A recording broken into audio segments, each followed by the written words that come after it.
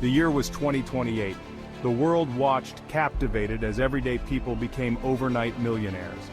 Adrian Sterling's revolutionary investment promised astronomical returns, dwarfing traditional stock markets. Sterling's Global Prosperity Group became a beacon of hope amid economic uncertainty. Newspapers praised Sterling, a self-made prodigy promising effortless wealth. Investors flocked to Global Prosperity Group, drawn by Sterling's promises. Lavish presentations were standing-room-only affairs. Sterling's captivating smile promised financial freedom. Word spread like wildfire, fueled by early investors flaunting wealth. But beneath the success, a sinister reality was brewing. The riches were a meticulously crafted illusion. Sterling's house of cards was teetering on the brink of collapse. Global Prosperity Group's marketing campaign was a masterpiece of persuasion. It preyed on people's aspirations for a better life. Glossy brochures depicted smiling families enjoying luxurious vacations, driving high-end cars and living in palatial homes. These images, coupled with Sterling's assurances of guaranteed returns, proved irresistible. The company's marketing materials were carefully crafted to appear legitimate and sophisticated. They used complex financial jargon and boasted of expert analysts. This created an air of exclusivity and convinced many they were privy to a secret financial system. Testimonials from early investors who claimed to have made life-changing sums of money were prominently displayed. Seminars and webinars were held across the globe, each one packed with eager attendees. Sterling himself would often make an appearance, electrifying the crowd with his charisma and bold promises. He spoke of a future where financial worries were a thing of the past. The allure of easy money proved too tempting to resist for many. They poured their life savings, retirement funds, and even took out loans, all in pursuit of the financial utopia. Unbeknownst to the millions captivated by Sterling's charm and promises, Global Prosperity Group was not an innovative investment firm. It was, in its simplest and most devastating form, a Ponzi scheme. The company generated returns for older investors by using the money invested by new investors. There were no real investments, no secret system, no magical formula for wealth creation. The scheme relied entirely on a constant influx of new funds to keep the illusion of profitability alive. As long as new investors joined, the money kept flowing, and the earlier investors received their promised returns. This, in turn, fueled the scheme's growth, attracting even more investors who were eager to get in on the action. The very structure of the scheme, with its promise of high returns and its reliance on a constant stream of new recruits, made it inherently unsustainable. Early investors, blinded by their initial success, became the scheme's most effective salespeople. They unwittingly drew in friends, family members, and colleagues, convinced that they were sharing a once-in-a-lifetime opportunity. The scheme, like a virus, spread through social networks, preying on trust and the desire for financial security. With each new investor, the house of cards grew taller, more precarious, and closer to its inevitable collapse. As Global Prosperity Group's prominence grew, so did the skepticism surrounding its operations. Financial journalists, seasoned investors, and even some regulatory bodies began to raise concerns about the sustainability of the company's business model. Articles were published questioning the legitimacy of Global Prosperity Group's investment strategies, highlighting the lack of transparency in its operations. Whistleblowers, including former employees and concerned investors, tried to sound the alarm. They contacted regulatory bodies, wrote letters to newspapers, and even created online forums to share their concerns. However, their warnings were often drowned out by the deafening roar of Global Prosperity Group's marketing machine and the testimonials of those who had seemingly benefited from the scheme. Some regulatory bodies did launch investigations into Global Prosperity Group's activities. However, these investigations were often met with roadblocks. The company's complex and opaque financial dealings made it difficult to untangle the web of transactions and prove any wrongdoing. Furthermore, Global Prosperity Group had a team of high-powered lawyers who aggressively defended the company against any allegations of impropriety. The inevitable finally happened. In the early months of 2031, Global Prosperity Group's carefully constructed facade began to crumble. The relentless influx of new investors, the lifeblood of the Ponzi scheme, began to dwindle as the global economy took a downturn. With fewer new investors to pay off the older ones, the scheme's cash flow dried up, exposing the devastating truth behind Sterling's empire of lies. News of the scheme's collapse spread like wildfire, triggering a global financial panic. Stock markets plummeted, banks teetered on the brink of collapse, and governments scrambled to contain the economic fallout. Millions of investors, from small-time savers to institutional giants, were left financially ruined, their dreams of a secure future shattered. The human cost of the scheme was immeasurable. Stories of despair and devastation dominated headlines around the world. Families lost their homes, retirees saw their life savings vanish overnight, and countless dreams were crushed under the weight of financial ruin. The collapse of Global Prosperity Group served as a stark reminder of the devastating consequences of financial fraud and the human toll it can take.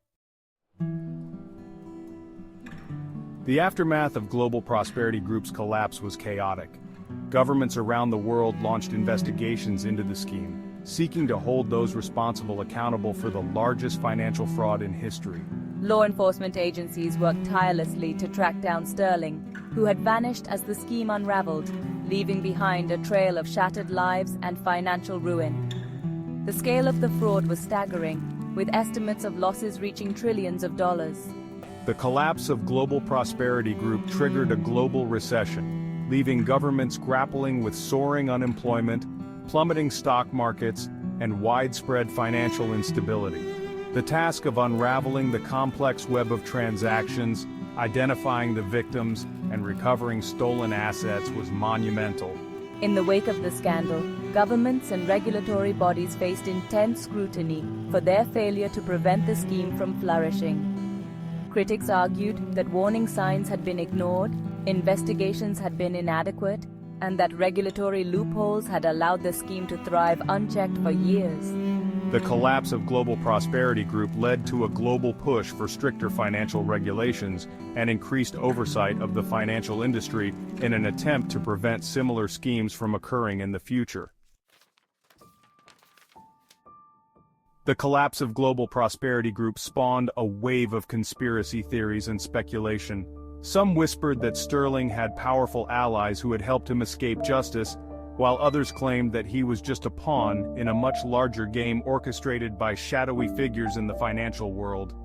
Internet forums buzzed with speculation, with amateur sleuths and armchair detectives attempting to piece together the puzzle of Sterling's disappearance and the true extent of the conspiracy. Theories ranged from the plausible to the outlandish. Some suggested that Sterling had orchestrated his own death to escape prosecution, while others believed he was living a life of luxury under an assumed identity. The lack of concrete answers only fueled the public's imagination, turning Sterling into a modern-day boogeyman, a symbol of greed, deception, and the fragility of the financial system. Books were written, documentaries were filmed, and countless hours of news coverage were dedicated to dissecting the Global Prosperity Group scandal. Despite the intense scrutiny and numerous investigations, many questions remained unanswered. The true extent of the conspiracy, the identities of all those involved, and the whereabouts of Adrian Sterling remained shrouded in mystery, leaving a lingering sense of unease and distrust in the global financial system. In the face of unimaginable loss and betrayal, stories of resilience and recovery slowly began to emerge. Support groups formed, offering a safe space for victims to share their experiences, find solace in shared hardship, and begin the difficult process of rebuilding their lives.